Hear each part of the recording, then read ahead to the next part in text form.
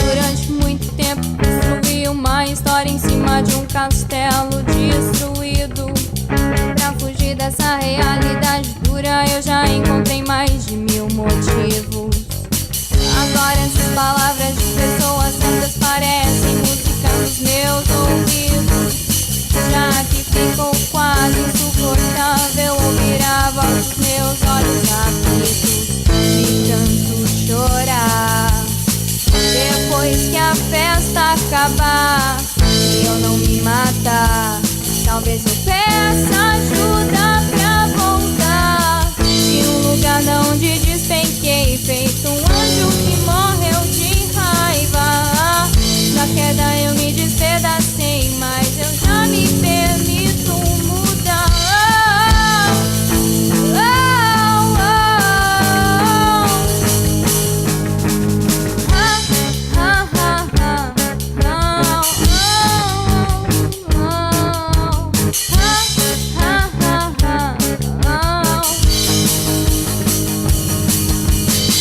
Olhei ao meu redor pra reconstruir o meu castelo caído, pra viver de bons momentos sem ter que ter os olhos escondidos.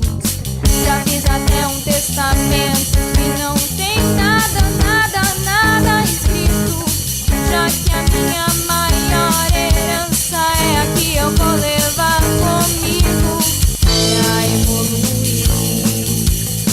Depois que o terror passar e eu não suportar, talvez eu peça ajuda pra voltar de um lugar de onde despenquei, feito um anjo que morreu de raiva.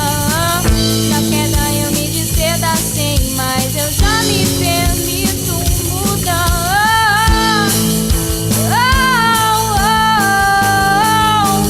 Esse meu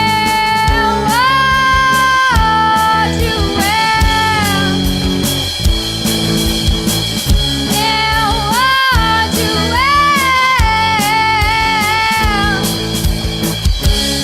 o veneno que eu tomo, querendo que o outro morra.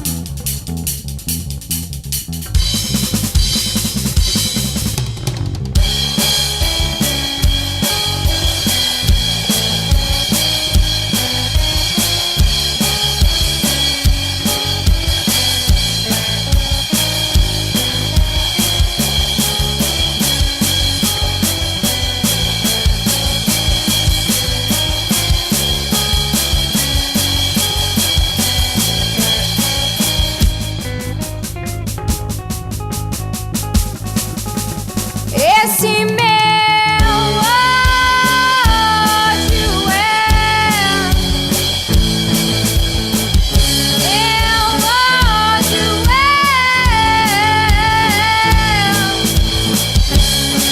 o veneno que eu tomo, querendo que o outro morra. Querendo que o outro morra. Querendo que o outro morra. Querendo que o outro morra. Querendo que o outro morra.